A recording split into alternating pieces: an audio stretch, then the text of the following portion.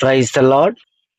ప్రభువుకు మహిమ కలుగును గాక. ఎందుకు నేను ఈ శోధనలన్నీ జయించలేకపోతున్నాను, ఈ బాధలన్నీ కూడా పోవట్లే అని చెప్పి మనము కృంగిపోతా ఉంటాం. దేవుడు అంటున్నాడు, ఈ చింత యావత్తు నాకు అప్పగించండి. మనం చింతిస్తూ, మనం బాధపడుతూ ప్రభువా ప్రభువా అంటే లాభం లేదు. చింతలో కృంగిపోతాం, చింతలో ప్రార్థన చేయం, చింతలో కోపముగా ఉంటాం, చింతలో కలవరపడతా ఉంటాం. ఏమంటున్నానంటే, ఏదైతే చింత ఉందో, ఏదైతే బాధ ఉందో అదంతా కూడా దేవుడికి అప్పగించాలి. మనం ఎప్పుడైతే దేవుడికి అప్పగిస్తామో అప్పుడు చాలా విడుదల దొరుకుతుంది మనకు. ప్రభు మనకేం చేస్తే సహాయం చేస్తాడు. నీ చింత అంతా, నీ బాధ అంతా కూడా ఆయన తీసుకొని నీకు విడుదలనిస్తాడు, నీకు రక్షణనిస్తాడు, నీకు సమాధానం ఇస్తాడు. చింతించినప్పుడు ఏమైతుందంటే సాతాను గడు అవకాశం తీసుకుంటాడు నీ చింతను రెట్టింపు చేయడానికి, నిన్ను ఎక్కువ కృంగదీయడానికి,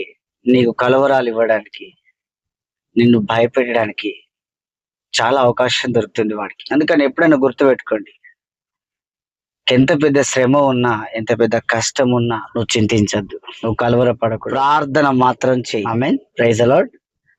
ప్రార్థించినప్పుడు నువ్వు చింతను ప్రభువుకు అప్పగించగలుగుతావు.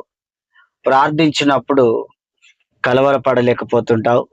ప్రార్థించినప్పుడు నీకు భయం ఉండదు. ప్రార్థించినప్పుడు నీకు దిగులు ఉండదు. ప్రార్థించినప్పుడు సాతానుగాడు నీ నుంచి వెళ్ళిపోతా ఉంటాడు. గొప్ప విజయం నువ్వు పొందుకుంటావు, గొప్ప సంతోషం పొందుకుంటావు. అనేక మరణాలు తొలగిపోతాయి. చింతించడం వల్ల మరణం కూడా దగ్గరికి అవుతుంది. ప్రార్థించడం వల్ల మరణం దూరం అవుతుంది. గనక ప్రార్థించు, ప్రార్థనలో ఉండు. నీ పని చేసుకుంటూ నువ్వు ప్రార్థనలో ఉండు. దేవుడు తప్పకుండా సాయం చేస్తాడు. Praise the lord.